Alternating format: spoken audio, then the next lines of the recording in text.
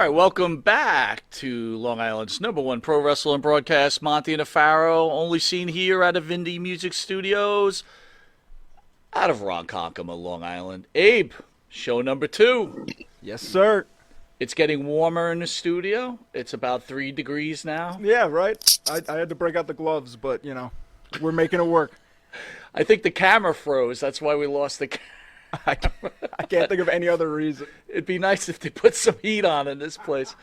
Anyway, our special guest, and what an honor, Steve Kern, Stan Lane, the fabulous ones. How are you guys? Thanks for joining me. We're fabulous. It's a pleasure being here. It's a pleasure to have you guys. So, I was talking to Steve before you came on. I was talking to Stan. You guys don't get to talk too often, huh? Like, in the wrestling world, do you guys just drift apart just like regular life? Or, like, how does that work? Well, I mean, to condense it as best I can is like we all have our own lives. We all have families. We have, other friends in the same respect. And, I mean, if you don't live right on top of each other, then you likely don't communicate as much, but we still stay in touch. I mean, we call on birthdays or special occasions, or if, just happen to think about you or something comes up business-wise. But, I mean, there's so many guys and people you meet in our industry that, to keep a close communication with everybody is really difficult, and have your own family and life too. So Stan and I are close. And our friendship extends from back before even the fabulous ones. And with that being in consideration that, Macho Man said it the best to me. He says, unconditional friendship, brother, no matter when it is. It's just like when you come in and you go out, but it's always the same. You start back at the same spot. Great answer, Steve. What about you, Stan? Is it that you just drifted away from the wrestling life, or like how does that happen? I think on my end, I believe it goes back to my childhood, because I was the only child, and didn't have any brothers or sisters, so I'm kind of used to being alone, and I don't mind being alone. I can entertain myself with doing some stuff, whether it's here in my music room or on the golf course or whatever. So I've kind of regret it now, to be honest with you. I should have maintained better contact with a lot of guys in the business, but I was the same way with my 20-year offshore powerboat broadcasting career. I don't really maintain a whole lot of contact with those guys, and I probably should, because we're only here once for a short while, and if I could go back and do it over again, I would probably change that. I think a lot of us would feel that way. I mean, and especially in the wrestling world, I think it's a little bit different, and you guys could correct me, but you have your real life, like Steve had just said, and your family, but then you have your wrestling family, and you guys build probably a more powerful bond than even like a regular schmo like myself. So when you lose your partners in the wrestling business, like, Stan, you with Bobby Eaton, or Steve, you just mentioned Randy Savage, how does that affect you guys? Steve, if you'd answer first. Okay, are you talking about passing away? Yes, sir. Or you just can't find them anymore? No, just passing away. Okay. I just want to make sure I get it straight, because Bobby was my partner too, and both Stan and I love Bobby. And to me, I put him in the top 5, in my opinion, of the best wrestlers ever to ever step in the ring. Maybe he wasn't like a greatest speaker or whatever, but as a guy that could work and you could always depend on, that was a guy that I would put up there with Kurt Hennig, and just there's only a category of about 5 that I'd say that. But losing them, you never lose them. I'll tell you, as a matter of fact, if you were to look at my phone and look through my contact list on my phone, you would see every one of them that's gone, that have passed away, still in there. And I've had a couple people looking at, sometimes a contact say, hey, you still got Dusty in here? And I go, well, yeah, I'd feel guilty if I erased them. I mean, they're still active in my mind. It's like, you know, reality is that they could still be alive as close as some of us are. As we're separated by miles, we're separated by families and time. So I try not to think about them as gone. I just think about them that when I die and go to heaven, because I believe in Jesus, that I'm going to be in a battle royal with half of them. Well, maybe not half, maybe a quarter, because a lot of them didn't go. Well, that's what I was gonna ask you, Steve. With your powerful belief in Christ, does it make it easier for you to not be so affected by death? Oh, I'm not affected by death at all. I look through the eyes of faith, not the eyes of fear. I mean, in reality, this is a simple thing. One out of one people are going to die. And when you think about dying, if you're terrified or if you give it no thought at all, that's an opposite. But the idea is I'm at peace. I've lived an unbelievable life. I have the people that I went to high school with, they can't even compare to the life I led after that, except for, well, of course, I went to high school with Hulk Hogan and Mike Graham and Dick Slater and Austin Idol. But that's not the idea. It's the idea that, God took me through an unbelievable life. I've seen the world 10 times over. I mean, I've done things that people couldn't imagine doing, met people that, you would never fathom you'd meet. I'm blessed. I'm so blessed that I'm at peace that if I went tomorrow, I'm not excited about going tomorrow now, but if I did, I wouldn't have any regrets at all. I'd be totally at peace. You're a lucky man. I love it. Listen, Yeah, I'm gonna go off script a little bit here because I do have a sure. question. Last week, and both of you, I don't know if you remember the Son of Sam back in the '70s in New York for about a year. He was shooting people, the 44 caliber killer. You Do you guys remember that at all? I back then we were working pretty full time, and we heard stories and stuff. But media and coverage and stuff like that isn't. All I heard was bits and pieces, and I don't really know the whole story about that. But I'm real familiar with hearing the name Son of Sam. Okay. But I think so I I think guess the point of the question I have, and I'll ask both of you this, I'll start with you, Steve, is we just talked about Christ, right? And Yes, sir. we're human beings. We all make mistakes. We have problems. Someone like this man who murdered people, or someone like Jeffrey Dahmer, more recent history, eating people, Right. but both at the end of their life, well, Son of Sam, David Berkowitz is still with us. He found Christ. Uh, Jeffrey Dahmer found Christ right before he was killed in jail.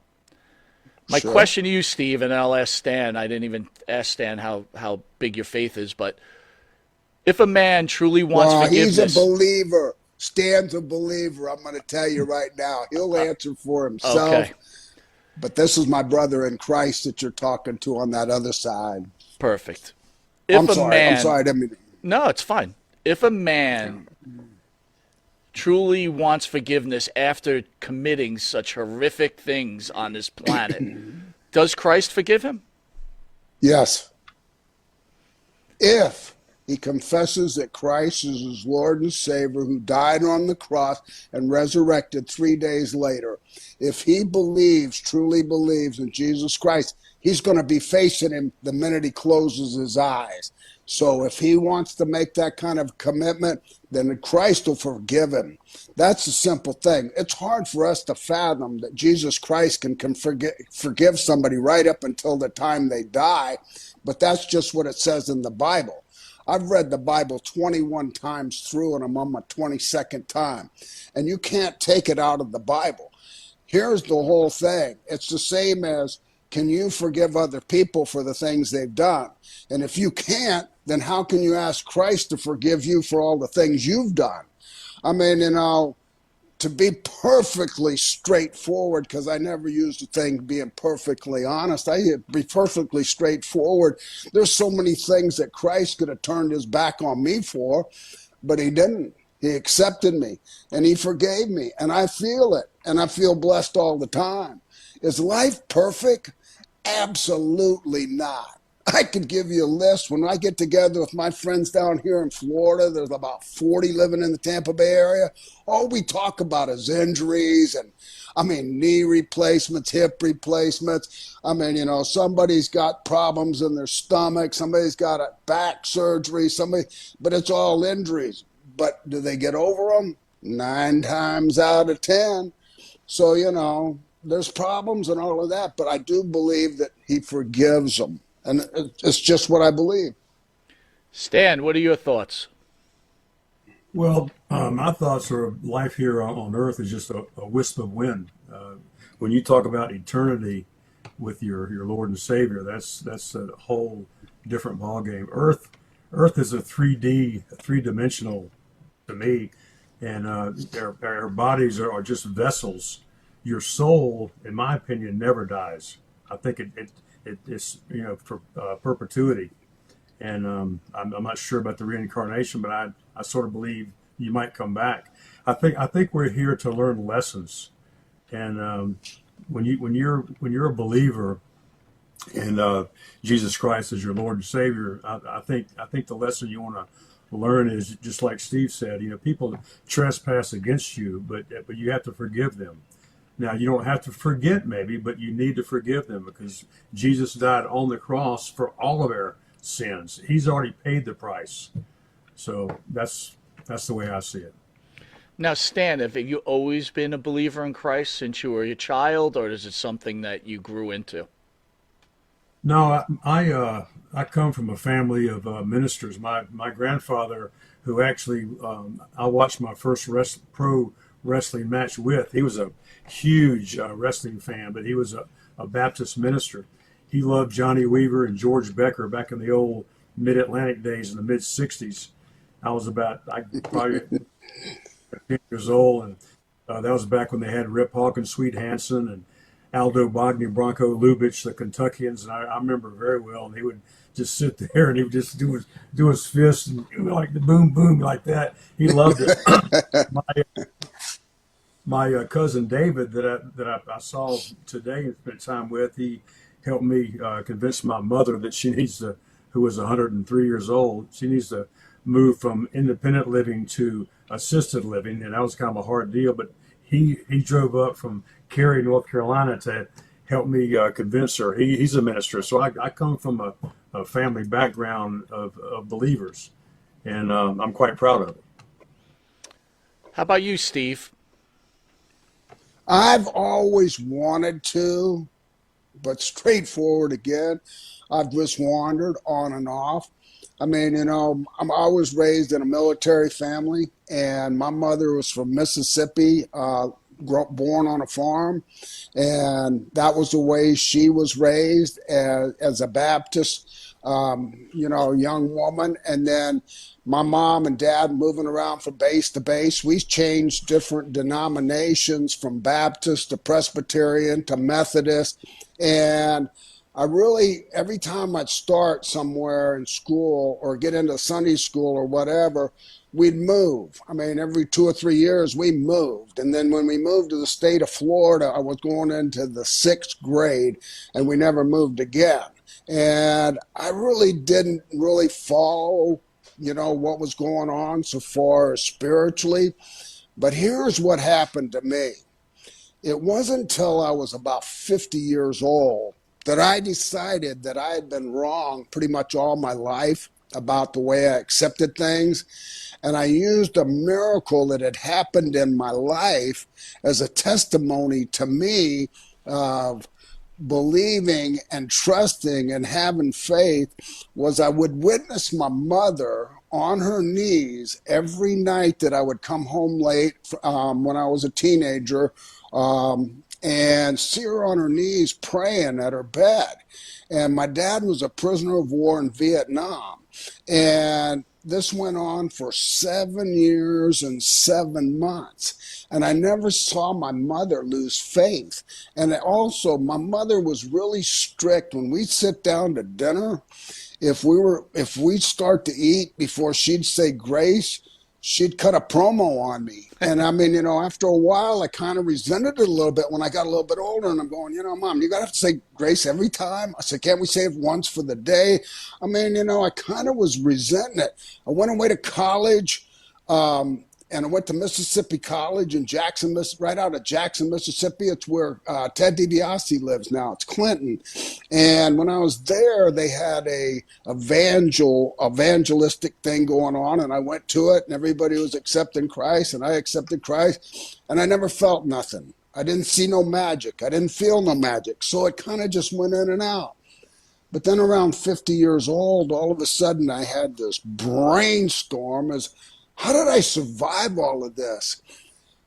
From the time I started in the wrestling business to where I was at now, towards the end almost of my wrestling career, I said, how did I survive this? And then I started rationalizing and said, wait a minute, there's only one answer. And here's the way I looked at it. I said, when I was in my 20s, I'd say, man, I'll never live to be 30. I mean, the life I'm living, I ain't going to live to be 30. I'm going to be in a car accident, a plane accident, something. Then I got to 30s, and I'll never live to be 40. Then I'll never live to be 50. And then all of a sudden I'm 50, and I'm going, man, I sure hope I live to be 60. And it's my whole change of attitude. But it was actually surrendering. And I've got a great pastor down here in the state of Florida that just retired from a huge Baptist church called Idlewild Baptist Church. And I went and listened to him preach. And I took my family. I've got a wife and 2 children. And we went. And as we were listening to him, I just got so moved. When they said, anybody want to join the church? I jumped right up, and I was right down there. And then I just never turned back. And then I started growing. And when I got a Bible, a friend of mine gave me a Bible that was a 1-a-day Bible that you read the Old Testament and the New Testament. At the end of the year, if you read every day, short bit, you've read the entire Bible. And I got turned on because I've never read a whole book in my life. And now I'm reading the Bible, and then I just couldn't stop putting it down. And every day got better and better. And since then, I'm in. I've been in. Stan, do you think, like both of you, both religious as I am, but do you think problems with this country stem from the lack of religion that's going on in this country right now? Absolutely. I think that probably the majority of people have turned their backs on Christ. And I think a lot of people they probably don't realize it now that don't follow, politics. I'm not talking about watching Mockingbird mainstream media, which is just nothing but mind control programming. I'm talking about people are actually worshiping a God, but it's Satan. I think there's a lot of Satanists around the whole world now, and I think there's going to be some shocked people, and I hope and pray it's this year, because we've been enduring 3 or 4 years of just chaos. Everything's upside down. I'm hoping this year will be a year of revelation, and I think people are going to have to turn back to Christ in order to save the world. I think it's gotten that bad. I think when we find out what's been going on with all these missing children and all kinds of just underhanded dark stuff. I'm talking witches and warlocks and all kind of crazy stuff. I don't want to get too deep into it, but I think, yeah, absolutely. I think people need to turn back and turn their faces back to Christ. And you guys thought we were going to be talking about wrestling. I bring the fabulous ones on, and Well, actually, this is a better subject than wrestling right now. More people need to hear this and testimonies than they need to hear old wrestling stories, but sometimes that's what people want to hear too. So no, we got plenty of stories too. I know you do, and honestly, thank you for your candidness. Right, it takes a lot to stand up for your beliefs, and especially in today's cancel culture society. So I commend both of you for being so honest about your beliefs and your thoughts. Here's the thing. All the glory to God. First of all, it's not me and Stan and our message. It's all the glory to God. We're not doing this to gain any popularity or anything. We're just telling it like it is. And, people that don't want to hear it, you don't think that I'm persecuted for righteousness, the life I led? I mean, I just had a friend text me just today, and said, I realized after I saw you at a party how spiritual you really are. And I thought it was just kind of like a make believe thing. But he said, I just got out of the hospital with some gastric problems with my stomach. Would you mind praying for me? He said, because I feel like you really are in touch. And I was like moved. But at the same time, I tried to explain it to him. It's not me. I'm a messenger. All I am is a messenger. I'm not a pastor. I'm just somebody that realizes the truth. And I'm going to say it in the Bible twice. In Matthew and in Luke, it says, acknowledge me publicly. And this is Jesus. Acknowledge me publicly, and I will acknowledge you before my Father. Like Stan said, eternity is a lot longer than this blink of an eye on earth. And I'm planning on acknowledging him every time I get a chance. So that's where I'm at. Steve, that leads me to a tough question for you then, right? You trained Sure. with the great Graham family. Eddie certainly was a tough guy, and they didn't take any crap, right? They tested Not at you. From what all. I'm just a fan going off what That's I okay. understand. So I guess, and I don't know if you were part of it, but you guys beat up on a lot of guys when they were training. You tested a lot of guys and actually physically hurt them. When you look back at that now, do you have regrets? And I'm not saying you did it. I don't know. I just, from stories, do you Um, have regrets at all? um, well, first of all, I didn't. I'm not what's classified as a shooter, and I wasn't a shooter when I started. Did I did I have to deal with shooters? Absolutely. That was part of your induction in Florida Championship Wrestling back here. And the reason it was is Eddie was trying to instill how important it was to kayfabe your audience and keep it as real as possible. It wasn't to make it any realer for us, but it was to give us respect for it. Because in his psychology was, is if I take a butt whipping for 6 months every day and get my butt handed to me for 3 or 4 hours of that time, at the end, when some mark comes up to me in a bar or on the street and says, hey, wrestling's all fake, right? The first thing I'm going to say is, oh, yeah? Well, come on outside and let's find out who comes back in that door. That's the kind of respect he wanted for the wrestling business. It was a reality deal in here in the state of Florida. We weren't trying to sell entertainment. When I started in the wrestling business in 1972, we were appearing in front of the same audiences 52 times a year. Every week we were showing up. And we had to keep them interested in coming. We were the same category as a magician. You knew it wasn't real, but you just can't figure it out.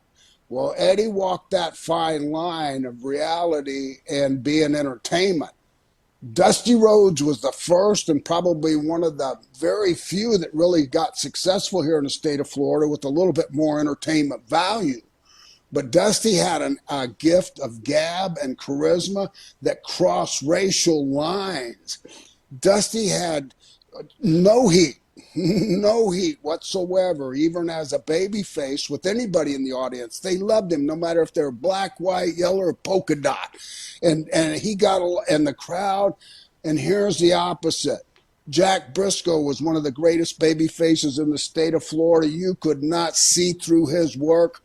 But he had heat because he was so damn good looking that guys would be sitting in the audience with their wife or their girlfriend, and he'd look at their girlfriend and look at him and say, man, I wish you looked like Jack Briscoe.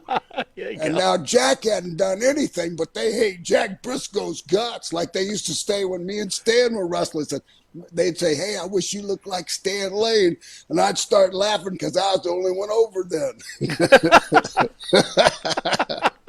I'm just kidding. He's a Stan, good-looking man. He's a good guy. Stan, what Yes. makes you become a pro wrestler? How does that even happen? Yeah, well, like I said a little while ago, my granddad got me started on it, and I started watching it, like I got older. And when I saw Ric Flair, I really identified with him because I've been a lifeguard during the summer months and college and stuff, and I like that whole look. I like the muscles, I like the tan, the blonde hair, beach look, and the girls. When I heard Flair do his promos, you're like, it's gotten to the point where I can walk into any bar in the country and women pass out. When I heard that stuff, I just thought, God, this is so good. I'd love to do this.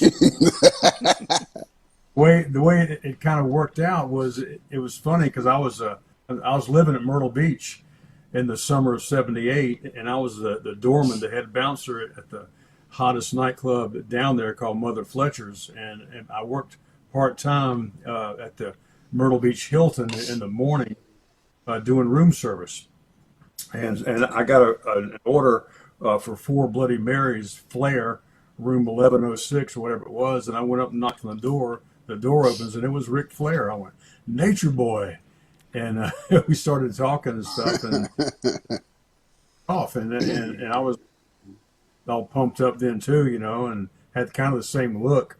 And Greg Valentine was down there at the same time too. But I think they just wrestled in Conway, and I think that night they were going to wrestle in Myrtle Beach actually, or somewhere close in South Carolina. So they were staying over for a couple of days in Myrtle Beach, and I got them to come down to Mother Fletcher's to be the guest judges for our world famous wet T-shirt contest. So that's how we hit it off. It was just fate. It's just being the old adage, being in the right place at the right time. Wow. Steve, back to you. We talked about the Grahams. How close did you stay with Mike Graham before his passing? Well, here's the thing. I mean, I spoke at his eulogy, and a lot of people were misled in the state of Florida, and even the ones that we went to school with and grew up with, because that they kind of from the wrestling business and being on TV every Saturday and Sunday, and then at the live events and stuff, they thought Mike and I had become best friends, and we were friends. And I owed the Grahams a lot because that they started me in the wrestling business and gave me the opportunity. And I mean, but here it is. It wasn't like a sugar coating.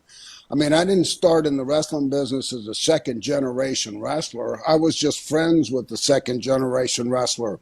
And I had to leave and I had to move on. And I went from territory to territory while Mike stayed here. So our friendship separated by miles and by territories and by experience. And by the time I would come back periodically and work the state of Florida, I had changed levels on the ladder. And what I mean by that is there's a ladder you climb up, and your first 5 years in this industry and that generation was about 5 years you were green. And to get any opportunities or breaks, you almost had to be a second generation wrestler or a family friend or something because of the nepotism in the business. And I just kind of went out on my own and made it on my own. But I came back later on when Stan and I split up, and I was trying to diversify and get out of wrestling because I just didn't want to be an old wrestler. I was trying to learn something else to support my family. I mean, Mike and I are still around each other. And I mean, we did some business deals, and Mike's gone. So I don't need to try to say anything bad about anybody that's gone.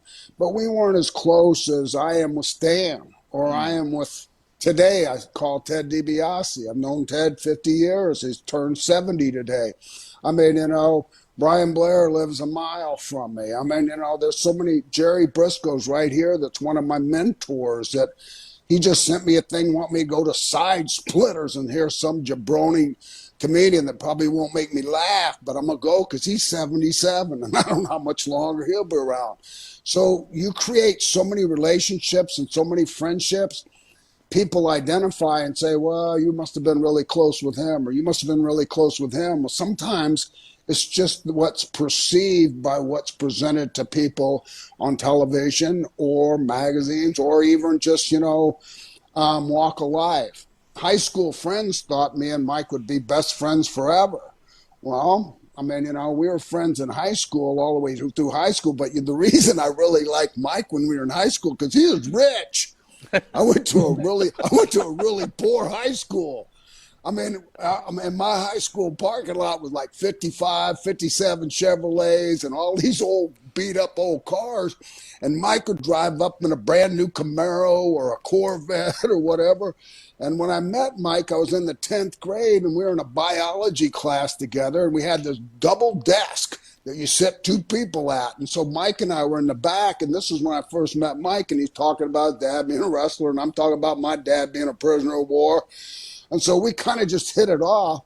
And then we started pulling ribs in the biology class. And then I got sent to the office 3 or 4 times. And he thought that would be funny. And he thought I was funny. And then one day he pulled out his wallet. And I had never, ever seen $100 bill. And he had 5 of them. And he goes, well, you want to go after school here and play some pool up there and then maybe go get something to eat? And I'm looking at him going, are those real $100 bills? And he's going, yeah, why? Ain't you ever seen one? And you let me hold it and I'm freaking out, right? And I'm going, this is the friend I need going through school. And say it like you want to, but it was that money kind of attracted me. And then being around his dad, who took a natural liking to me, not because of me, but because of what he respected my dad for his sacrifice for his country, he kind of took me under his wing. And then they kind of attached me to the family. And now I'm on a yacht. I'm in the fastest speedboats in Tampa Bay. I'm in the fastest cars. And money was no object. And I never paid for a thing from the 10th grade on. So then Mike and I grew close through that kind of a relationship. So there's a video out there from Dutch Mantel. Dutch has a pretty popular podcast now at this point. He does pretty well for himself. Right. You guys Good for him. You guys are an iconic tag team, but in one of Dutch's videos, Dutch says that Stan or Steve, as an individual, really weren't getting over. Now, I want to revert back. We had Kevin Sullivan in the studio. I'm a WWE guy, right? Grew up in the Northeast. Steve Kern, according to Sullivan, and I'm sure it's true, that you were this close to be put in the Bob Backlund position. So for someone at that level and being considered to become that champion, I would think you were pretty over. But this is Dutch's opinion on the video. And he says, you really couldn't draw a dime together alone, but when you got put together, it was gold. So Stan, would you agree with Dutch's comments? Well, yes and no. Before the Fabulous Ones started, I was the Georgia junior heavy single. I was also I had the U.S. Junior championship belt that I took over to Japan for 5 weeks. I wrestled against Fujinami in the Salt Palace main event. So I would, maybe if you're going to compare me or Steve to big singles guys like Hulk Hogan or Stone Cold or something, yeah, I would say I am lower. But speaking of mid card guys, to me Dutch was always a mid card guy, and I like Dutch. I'm not trying to knock him. Dutch did some booking. I never was interested in booking, but as far as on the card, pot calling the kettle black. Steve, your thoughts on that comment? Sure, I got an easy one. Here's my whole thing about wrestling. Wrestling is an opinion. Everybody has an opinion, and it's all different. No matter where you're from, what you've witnessed, what your experiences are, what your knowledge is, you formulate an opinion. Who do you think's good? Who do you think's bad? Who do you think can do things? Who do you think doesn't have a chance? And Dutch is formulating his opinion on his knowledge of Stan and I pretty much from being just in Tennessee. when we both went into Tennessee, Jerry Jarrett was totally lost on what to do with us. He knew he had money because that he stole me and Kevin Sullivan from Jim Barnett at the Omni in Atlanta. And we were working an angle on TBS, and they wanted to see how effective TBS was to go to territories that was the first nationwide show. And so Kevin went first, and then I followed into Tennessee. Well, one of the things I'd already heard about Tennessee was you don't want to go there. You'll never get over Lawler or Dundee. And so when he asked me at the Omni would I come, I said, nah, I heard, all of these things about how political it is there. That, that's just not my style. NWA style was pretty strict wrestling at that time. Now, like Stan, I had held the world junior heavyweight title and dropped it to Fujinami and Sapporo. That was when I was supposed to go be the world champion up in WWF. Then I went through 5-time Florida heavyweight champion, Georgia champion. I was champion everywhere. Those belts are just symbols of what, people think are important, but it's a work. It's a work. I mean, no matter how many titles I've held and everything, the bottom line is Dutch Mantell didn't wrestle in the state of Florida when I worked an angle with Bob Roop and we sold out every place in the state of Florida, and Dusty Rhodes was the only person that could do that. And Dusty put me over by saying, well, baby, the only boy that can put anybody in seats in this business down here in the state of Florida is Steve Kern. And it really wasn't true because it takes Bob Roop, Steve Kern, and the angle to do that. But I was credited with that. Dutch Mantell had no knowledge of that because that was territorial days. That wasn't like public knowledge.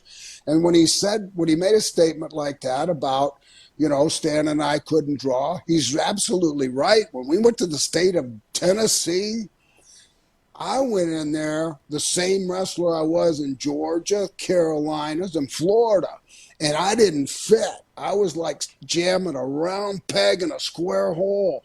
I was still stiff. I would still light you up. Wayne Ferris, honky tonk man, asked me if he owed me money. He said, do I owe you money? You slapped me so hard in the chest I could feel it on my back. I go, brother, I'm into it. I believe it's real, and I got to make the audience believe it was real. Bill Dundee pulled me aside and said, you're never going to get over in this territory until you loosen up and become an entertainer. And so I'd never been in a territory where they had the loser of the match eat a can of dog food. I mean, to me, it was kind of like a lot of jokes.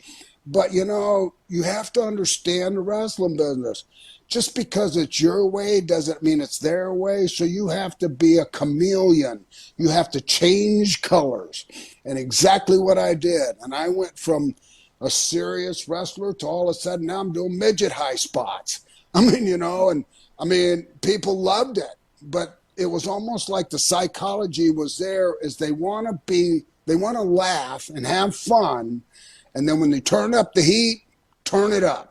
And then that makes them mad at the heels, and then the baby faces come back. And the advantage Stan and I had, first of all, wasn't Stan and I.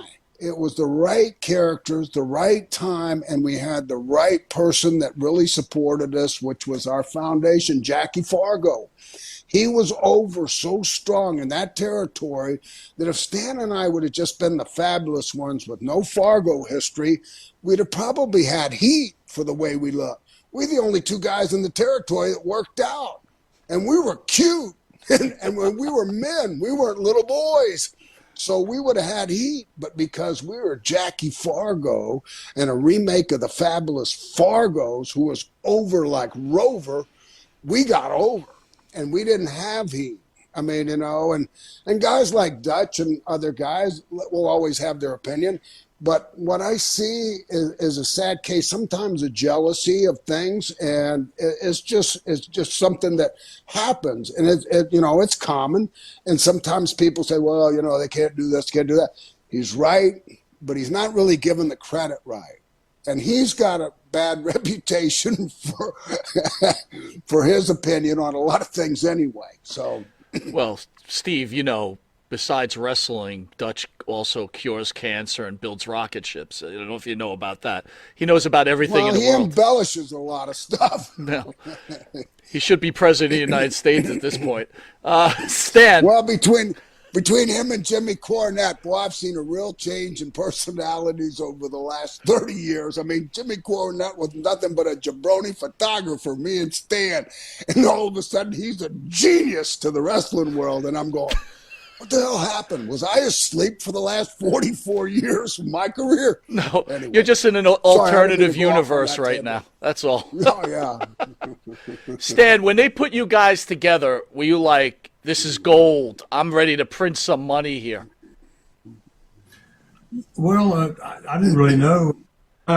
Jerry Jarrett approached us and laid it out to us, and Steve and I both, as Dutch said, I think we were like mid card guys there. So I was just ready to do whatever I could to help the territory, but also to put more money in my bank account. So I thought it was a great idea. Um, and then, like Steve said, having a living legend like Jackie Fargo back us up and do the promos, these are my boys and all that kind of stuff, gave us his seal of approval.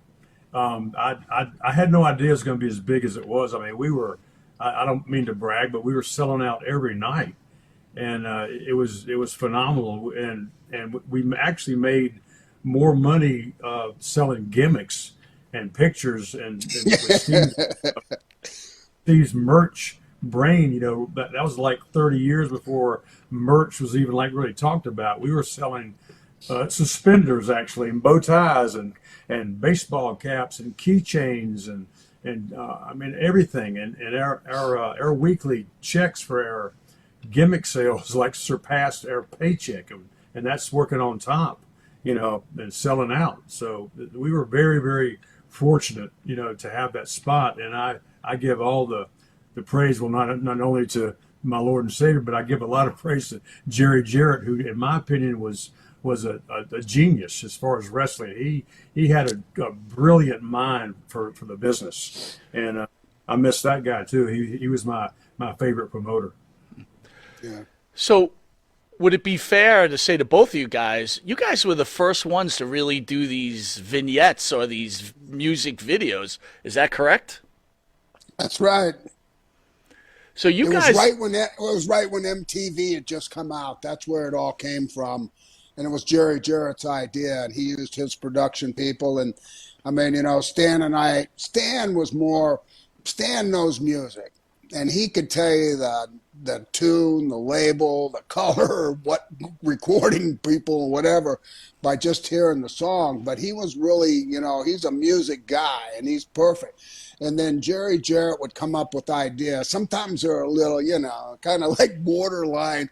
I mean, when I ran FCW and had the developmental, I mean, that talent that's up there in WWE now that went through me, I can't tell you how many times they showed up a fabulous ones, pictures of me and Stan looking like two gay guys from San Francisco standing on the top of a cake or something, and they go, "Hey, coach, what's this all about?"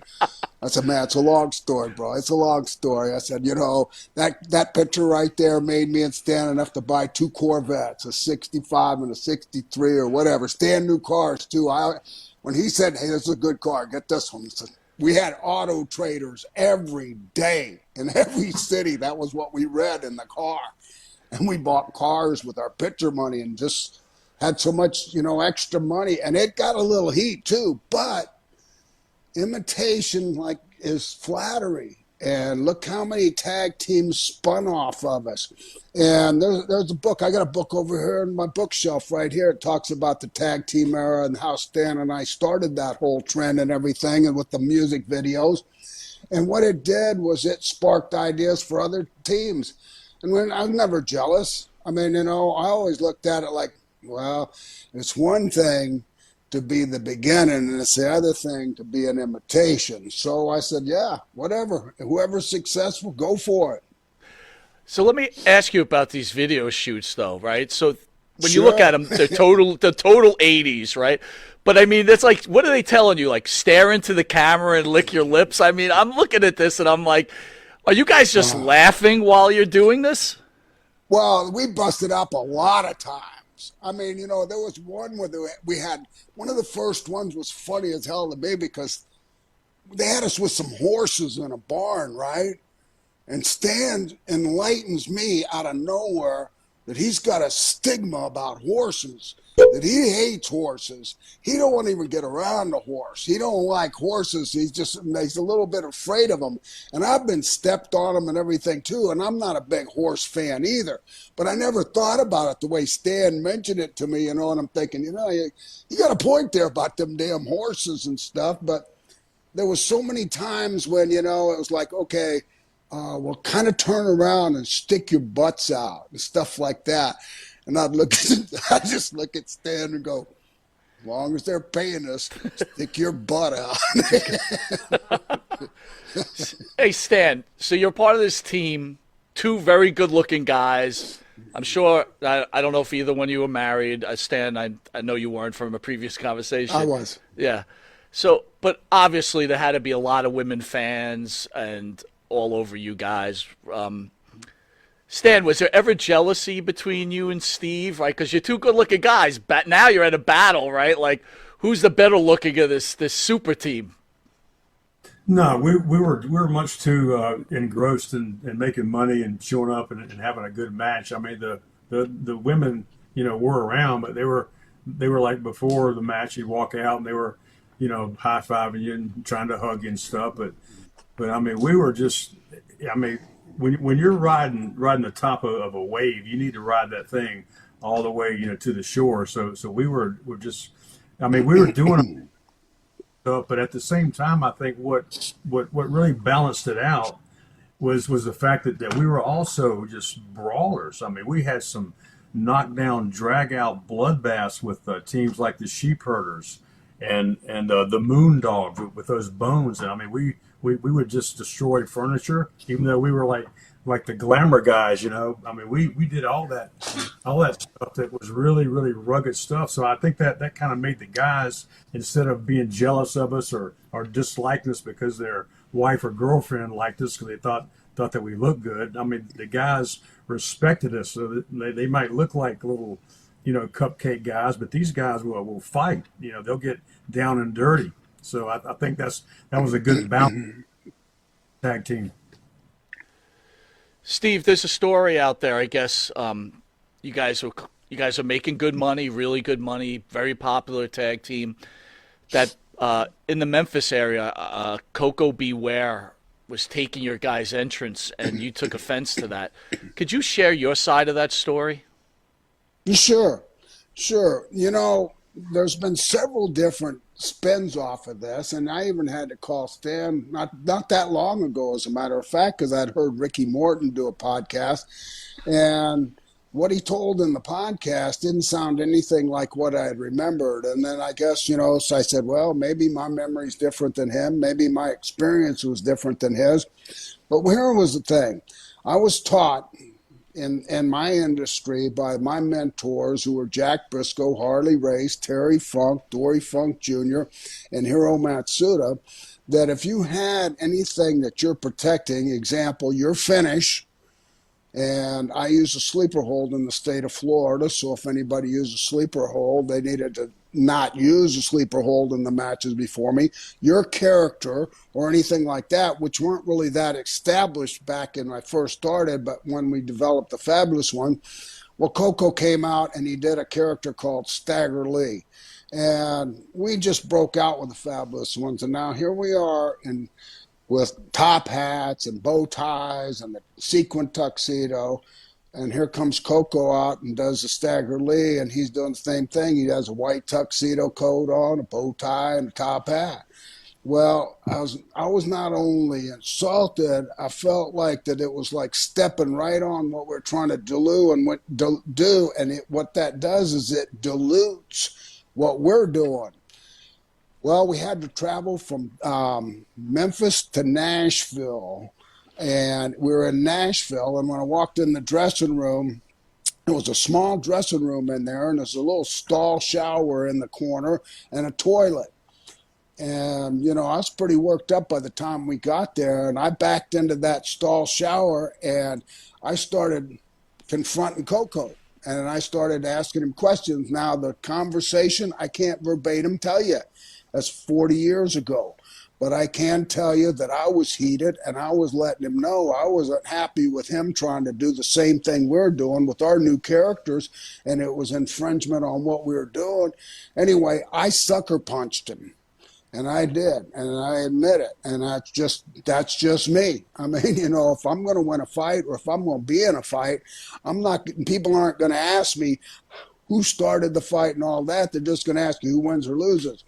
Well, this is what, in my knowledge that I remember about the fight, was that I sucker punched him, and then we locked up and we fought, but we didn't go down. Neither one of us went down on the floor. We hooked up and we kind of got tied up, but everybody was trying to break it up almost right away. And anyway, now Coco's really screaming and yelling at me, and saying, I'm not afraid of you, and calling me names and all of that. And I just looked at him and I said, okay, well, let's just finish it. We squared off. We went at it again. But here was the end results. And this is the best I can remember. And this is what I always weigh it on. When it was over, neither one of us had a mark on us. Neither one of us had really gone down and gotten hurt. Neither one of us had kind of quit or said, that's enough, I've had enough. Nobody had pulled one of us off of the other one. I never looked at it like I did anything to damage Coco. I didn't beat up Coco, but I never felt like Coco beat me up either. So it was kind of like, the difference is the fight that Orndorff had with Vader there. I mean, Orndorff beat Vader relentlessly, and he looked like Elephant Man when it was over. To me, that was a fight. But that's the kind of growing up I had. I mean, Coco was not my first fight, but it wasn't one that I'm proud of or one that I won. I never kicked Coco's butt. Here's the deal. Coco's a born-again Christian like I am. And when he got the Hall of Fame award with WWE, I was an agent there. Coco out of nowhere walked up to me, and we had worked 100 times. Even when I was Skinner, I worked with Coco there. Never even mentioned that fight. And Coco walked up to me and said to me, he said, I'm sorry. He said, I'm sorry for what happened in Nashville. He said, you're right. It took a long time for me to realize that. But when I got the bird gimmick and somebody tried to imitate it, I realized how you felt that night when I did the Stagger Lee thing. So he says, I apologize, and I hope you can forgive me. And I looked at him and said, man, I forgot all about it. I love you, Coco. There's no hard feelings between you and me. I mean, he's a real man. But the people that tell the story, and sometimes, Dutch Mantel is embellished. And he said we weren't even booked in Nashville. He said we were booked in Jonesboro, and we skipped the Jonesboro show to go to Nashville. First of all, you didn't do things like that, or you got fired. You don't skip a show you're the main event in and go to another show to have a confrontation with somebody in the dressing room. But the other, I guess it's like opinions. It's like what they saw or what they felt happened. And, it's like I told Ricky Morton when I saw him after I heard his podcast, I called him out in Charlotte, North Carolina. I said, Ricky, I got to talk to you. And when I wanted to talk to him, he said his son followed me and him into a room like he knew that I was going to confront his dad about that. And his son kind of hovered over. And I looked at Ricky. I said, I don't know why you told the thing you told on that podcast, but I just don't agree with what you told. And he says, well, and he put his hands up on my shoulders and everything. Well, I love you. And he says, well, a tough guy, you're a tough guy. And you want to sucker punch nobody. Tough guys, sucker punch guys. And he says, but this is the way I saw it. And, it's just what I remember. And I said, okay. That's all I can say, but I just wanted to let you know I was really let down by that story because I didn't feel like you told it right, and you made it sound like I got beat up really bad. And for somebody that got beat up really bad and didn't have a mark on them, that was kind of hard for me to swallow when I heard it. That's my story. Good for you, Steve. I love it. It's just what I remember. I mean, Stan was right there. I mean, if I got beat up, Stan's been in a lot of fights. As a matter of fact, I saw him beat up a guy really bad in Memphis one night, but the guy looked beat up. And I almost wanted to say, like when Ricky Morton said, I want to say, have you ever been in a fight? I mean, who's ever looked at a picture of the Rock and Roll Express and said, "Oh, these look like a couple of tough guys"? Yeah. Stan, do you concur with Steve's side of the story? Yeah, I mean, as he said, of course, if you go to court and you've got 12 witnesses, you're going to get 12 different stories. That's just the way it is. The YouTube video that I watched of Morton, it was funny. I mean, he embellished it and said that Coco was in the shower showering, and Steve attacked him in the shower. Now that makes for a really good visual, I guess, if you want to laugh. Like we got Coco stark naked, lathered up in a shower, and here comes Kern charging the shower and starts fighting. Well, that didn't happen. I mean, it's just like Steve said, and Steve called it a sucker punch. To me, a sucker punch is when you throw a punch at somebody and they don't see it coming. Now this shower in Nashville is like a prefab building, and the shower is like a little RV shower. There's barely room for two grown men to even stand up in there. They were facing each other face to face. Steve threw the first punch. Now, but to me, that's not a sucker punch. If you're going to fight somebody, somebody's got to throw the first punch. Steve threw the first punch. At that time, Steve was known as the toughest guy there in that territory. Coco was afraid of Steve. And when the fight started and they spilled out of that little shower, because you can't throw anything in there, and they spilled out into the dressing room, Coco was saying, "I don't want to fight you, Steve Kern. I don't want to fight you," because he was scared. But then after they had locked horns a couple of times, and Coco realized that he was holding his own because he's a tough guy. Then he went to, "I'll fight you all night, Steve Kern." See, that confidence built up in him. And but like Steve said, there was no blood, there were no marks, and I'm happy for that because I like both of them. Of course, I don't want to see anybody get hurt. And if the truth be known, now that this is pure speculation on my part, I think Coco was told to do that. Now I could be wrong, but I think maybe somebody who was perhaps booking at that time maybe told him, pulled him aside, said, "Hey, the Fabs are getting over doing that stuff. You ought to do it too, man. Try it out." And he go, "Okay, yeah, I'll do it. Do whatever the booker says." Now that's just like I said, that's a theory. But as it turned out, Coco's been, from what I see on YouTube, he's been in several fights and never lost any of them. So he's got to be a very tough guy. And Steve, of course, is a very tough guy. So it was just a bad deal, and I'm sorry it happened, but I'm just glad that nobody got hurt. Well, also the best part of it is that Coco used Steve's full name when he was challenging him. Didn't call him Kern or Steve. He called him Steve Kern, which is good. Yes.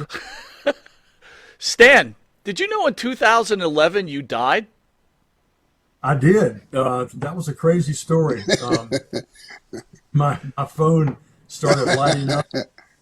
Guys were saying, "Stan, I just wanted to see if you're still here," and I said, "What is going on?" So I called my friend Sal Carenti, who keeps his finger on the pulse of the wrestling business because I don't follow it. I don't watch wrestling. I hadn't watched it in decades. And so this truck driver in Memphis got married and told his wife that he was Stan Lane of the Fabulous Ones, and she believed him. And it's kind of crazy because at that time when they got married, Steve and I were on top in the Memphis territory. All she had to do was look on TV, and she could have figured it out. But apparently, she didn't do that, or she didn't want to do that. But anyway, the guy passed away, and so they sent the obituary to the Memphis Observer or whatever the newspaper is called there, and they don't like fact check these obituaries. Whatever you send them, they're going to print it. So she said he was one half the greatest tag team of all time, the Fabulous One. He was, loved animals and all that kind of stuff. And I actually heard at a funeral they had a gimmick table and they were selling pictures of me and Steve. So the guy apparently favored me, looks wise. I never saw the picture, but Sal called her up and she was like adamant. I was married to Stan Lane, and you're wrong. But finally, I think the evidence was so overwhelming that she admitted it. That she said, "Okay, maybe I wasn't married to him." But I mean, the family had to have known. It was bizarre. Think about that poor lady, like how she looked at her life after that. She thought she was married to Stan Lane for all those years. All right, I'm Some gonna. unbelievable things have happened in this business. I You mean, wait. you can't surprise me or come up with something that I can't say that, oh, wow, I would have never thought that had happened. I mean, when I ran the FCW thing and the talent that got developed there was a lot of times when I'm thinking, wow, this is going to be tough for you. And now I'm looking at them and they're making millions of dollars. And I'm going like, things really can surprise you. But things like what happened to Stan. I mean, I just heard that same story about Stan dying again, and I'd heard it a few times, but I heard it just the other day, and a guy was talking about saying that they were really saying Stan was dead, and it didn't come to me that Stan had died, so I never really heard that story. But at the same time, I mean, you hear about movie stars that are always told that, somebody says, oh, they died or whatever. I mean, I heard that Tom Hanks died a long time ago or something, and then I saw him on TV. I said, man, I thought that guy was dead. I mean, so it's not unusual. I mean, people have a tendency to wander in their own mind sometimes, I guess. So I'll ask both of you this question: where do the Fabulous Ones rank in the greatest tag teams of all time? Well, if you ask us, Oh, got a little frozen Steve. All right, Stan, you're on. They froze up. Oh, he's back. no, I got an answer because I'm a realist, but at the same time, I mean, I don't underplay us, but Stan has his side too. So let Stan tell you. well, well, Steve, you kind of froze up. What was your answer? You froze there for a Well, second. my answer is there's just too many to put a label on the greatest tag team. I mean, they're just endless.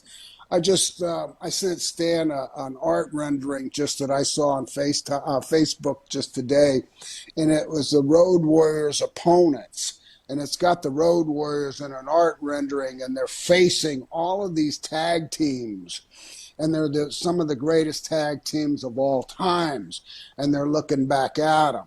But a lot of those tag team people are really close friends of mine. And I was sending it everywhere to the guys that are still alive going, hey, you might not have seen this, but, they honored you, and just being the Road Warriors opponents or whatever. But it was a montage. And then when you see all of that, I mean, I look at it, we were a great tag team. And I love being partners with Stan. And we were very successful.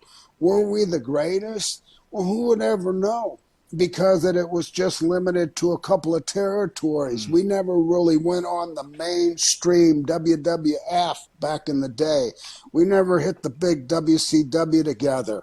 We would have been prior to the little miniature guys like the Rock and Roll Express and the Fanics or the Fantastics or whatever they were. We were prior to the Midnight Rockers, but we were more mature. We were more manly looking, but we were still in our 30s, which made us really young. Eddie Graham told me when I started, wrestling fans would not accept me as a serious butt whipper until I was 30 plus and I had a few dings on me. Like I had taken some beatings to achieve my experience in that ring. And now I'm a veteran. And that always made sense to me. So it depends on the era you're talking about, and it depends on the comparisons. But when I think of Jim the Anvil Neidhart and Bret Hart, and when I think about, DiBiase and Mike Rotundo, and there's just so many tag teams out there, Demolition, the Road Warriors. The list is endless. So I say there was a lot of great tag teams. I don't say we were the greatest, but I said we held our own and we had respect from all of them because guess what? We ended up working with 90% of them. And if we didn't have respect, they wouldn't have sold us. They wouldn't have worked with us, and they wouldn't have been gentle on us. I remember working with Dr. Death and Steve Williams and Jim Knight. What's his name? Hacksaw Jim Duggan. We went to Oklahoma to work for Bill Watts, and here we are, the fabulous ones, and we come in there to work against the two toughest guys in the territory. And it was like, uh-oh. This is going to be a night when somebody's just going to jerk us around. And they worked with us and gave us the utmost respect.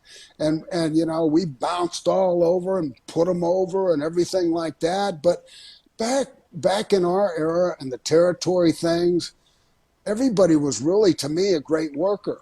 You never had to worry about that. If somebody was a lame worker, it was one or two in the whole territory. Well, Steve, set me straight on something. You mentioned the Road Warriors. Again, we all know the Sure. stories when supposedly they were supposed to drop the AWA titles to you and Stan.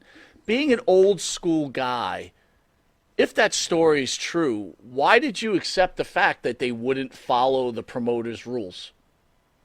Because that's not the way I was raised. I wasn't raised to go to the ring and go against the guy that's paying me and not do what I'm told. I'm a soldier.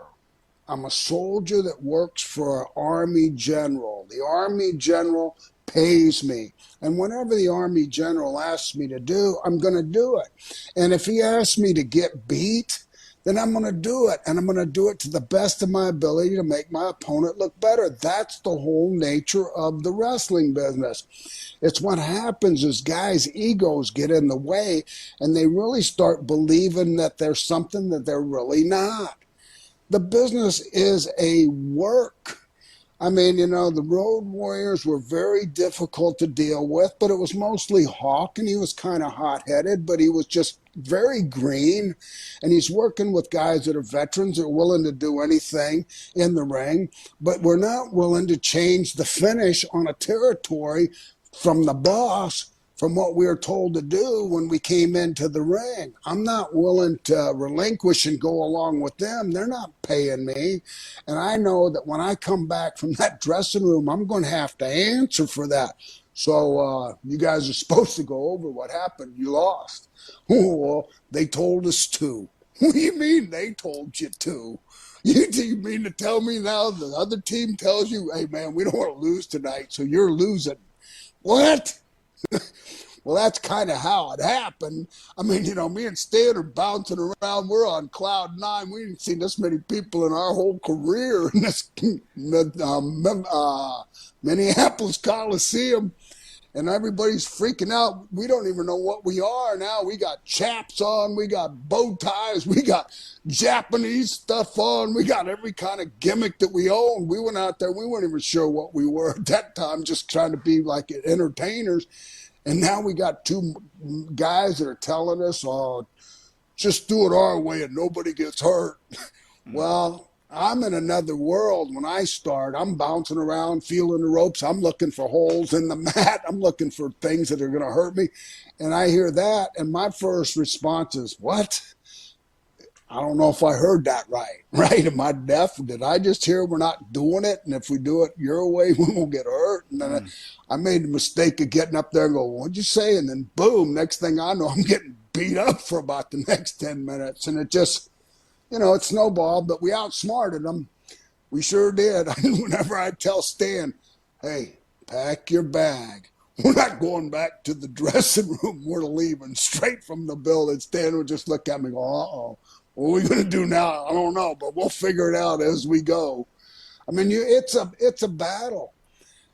You know what wrestling is? Wrestling is reality. It's a play school game of king on the mountain for money and the real deal, your income. And you're playing king on the mountain your whole career. You're always trying to climb the mountain to get farther up the card. And halfway up, people are pulling you by the legs, trying to pull you down, whether it's talking about you in cars, whether it's creating rumors about you, whether it's putting you down, oh, he had horrible matches, oh, I can't work with the guy, whatever it is, but you're fighting that battle the whole time. Once you get on top of that mountain, now you're just trying to kick everybody off that's coming up after you. And everybody's targeting you, no matter if it's a political target that they're putting on you, no matter if it's a personal thing, saying you're gay or whatever you are, or something to just try to trash you in a dressing room, and just anything to do to put you down, they're going to do it. So you're playing king on the mountain the whole time. Road Warriors, they were just another obstacle, but I loved them. I got along great with them, except for when we had turned on them. And 2 nights, Hawk wanted to kill me. But other than that, we hugged all the time. Stan, what was your feelings about that match? I was thinking a short while ago, and I could be wrong, but I worked with the Road Warriors perhaps more than anybody else, because I worked with the Road Warriors with Steve, the Fabulous Ones, a lot, and then I worked with them again with Bobby, the Midnight Express. I worked with them with 2 tag teams quite a bit. So I may have had more frequent flyer mileage than anybody, taking those press slams. But as far as the ratings of the Fab, I mean, that's like Steve said, it'd be too tough. I'd put us in the top 30, but I would never say we were in the top 5 or 10 or whatever. I mean, the Midnight Express were a great tag team too. I feel Bobby was one of the greatest workers of all time. But Absolutely. The Road Warriors, they never really grasped the fact that to get heat, you can't go out there and tell the fans, the people in your interviews that you're going to kick somebody's butt, and then you go out there and you kick their butt. Well, that's not being a heel. That's being a baby face. You told them what you're going to do, and you did it. If they could have gotten tremendous heat looking the way they did, and if you really got tough with them and fought back, and then they finally maybe a little bit of a cowardice showed up in them. Of course, they would have never done that because they were too. I mean, their minds were, we're tough and it's legit, so we couldn't do that. But can you imagine the heat that they would have gotten if they would have just shown a little bit of cowardice? The people would go, look at those guys are big and huge, and look at them. They're really, when it gets down to them, they go and gets tough. They got a little bit of wimp in them, but that never happened. They finally, I think, kind of smartened up towards the end. And they were both great guys. We got along good with them, but we had a few little run-ins. But all in all, they were nice guys. They just believed their gimmick. They were both bouncers, I think, at a nightclub, and they fought a lot. And they just said, well, in real life, the Fabulous Ones couldn't beat us up in real life. Well, you know what? Wrestling is not real life. Wrestling is make-believe. It's fantasy. That's what you got to give the people, the fantasy. They come there after working 5 days a week, and then they want to immerse themselves in that fantasy world, and you gotta play your part. And Hawk and Animal had a hard time not playing the part of we're legitimately tough, and we're always going to be tough, and we're going to win every match we get into, and nobody's going to beat us. It's a great point. So we're towards the end. I want to thank you for this honor. Real quick, I was talking to Stan before the show, and Steve, you're doing the circuit. Legends like yourself, are now getting the flowers and the opportunity to make some, meet the fans that adore them and thank them like both of you, and you're getting some decent paydays for it, which is well deserved. So I'm bringing on a promoter who's bringing you guys in. Kayfabe. There's your man Eric Sims there, Steve. How are you guys? Hey, Eric, A face what's up, a buddy? face only Jesus would love. Stop. So Eric wants to promote your guys' next signing before we get off the air. So we're doing All right, Eric. Hey, how are you? How are you, Steve? And Stan, I'm pleasure to awesome, meet Eric. you. Good to see you. So, pleasure. So we're doing an old school autograph signing down in Winston-Salem, North Carolina on February 3rd, and we're going to reunite the Fabulous Ones for the first time in a long time. We're going to do it at the Cook's Flea Market, Battle Axe Toys booth M50, and we're gonna reunite not only Steve Kern and Stan Lane, but we're gonna bring in Dr. Tom Pritchard, also All do right. Fabulous One in Heavenly Bodies, reunion over there, and hopefully a lot of fans show up, and we're gonna have a good old time for a couple hours on Saturday, February 3rd.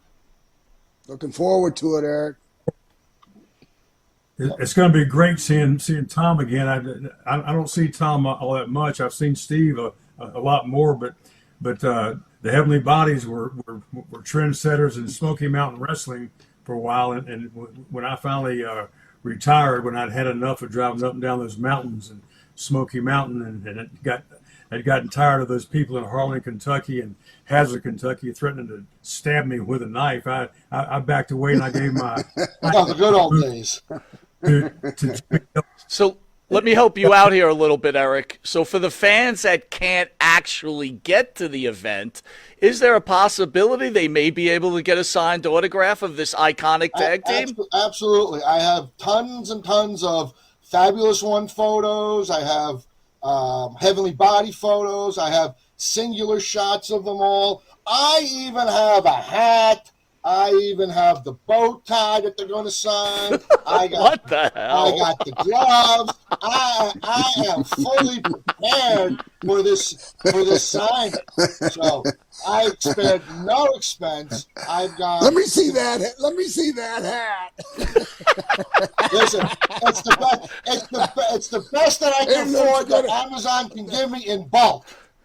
That's a black Irish hat. It looks like it looks like something you'd have got in New It's a Jersey. gangster hat, but That it's looks easy like to a spell. Laurel and Hardy hat there, Steve. Yeah. I don't even know what that You know how is. expensive And that's hats what it are looked like on Eric's hat. on Amazon. God damn it! It's for the price that I want to pay, it's easy to sign up there. They can sign the boat. They can sign the bow ties, and they can sign and inscribe the gloves. Absolutely. I'll sign everything. You see what you're missing out on, Stan? You see what you're Eric's missing a out great on? guy. Last time I was with Not Eric, to last time I mention, was also Steve also did Skinner in WWE. So we have the Bowie knife. We have more of them to sign too. That's what I was going to say. Last time I worked for him, I was signing Bowie knives. Now I'm signing Laurel and Hardy hats. There you go. It don't matter. Listen, how does this look? How does this look on me? Let's see if I can put this. Well, listen, good enough here. Should I put the Yeah, we'll gloves put on? that too? hat I on. mean, No, put You the know what? hat on. Wait a That minute. was you. You know what I just found Right. out? If you guys have a What? six-man tag team, you could call yourself the Flabberous Ones, right? If you had The Eric to your Fla- team. yeah. There you go. Because if you remember, if you look at the photos, Right. like, you can see them suspenders, gloves, and I got other pictures where they're wearing hats. So, All right. Well, Eric, we got to let these two gentlemen go. They've been more than wonderful. One thing that I want to say about that and appearing with Eric, and I appreciate Eric putting us together, because I still travel and I'm doing a lot of these things. And the one thing that's really missing in the ingredient for me traveling is having Stan there, and Stan doesn't travel anymore, and I respect that. And Eric made arrangements to take us closer to Stan so we could do this.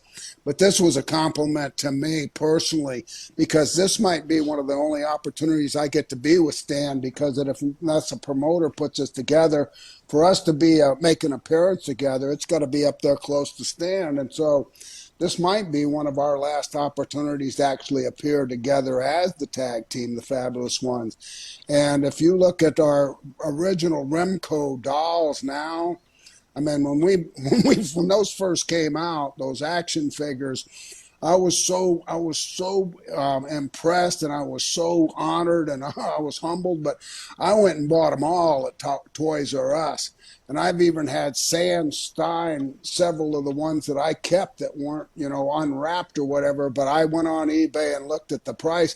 I bought them for like $4.95 a piece in Minneapolis when they first came out, and I've seen them as high as $1,500. So a real true collector and a historian for pro wrestling that would have an opportunity to have Stan and I sign something together. First of all, it's a blessing from God Almighty that we're both still alive and healthy and can do this kind of a thing.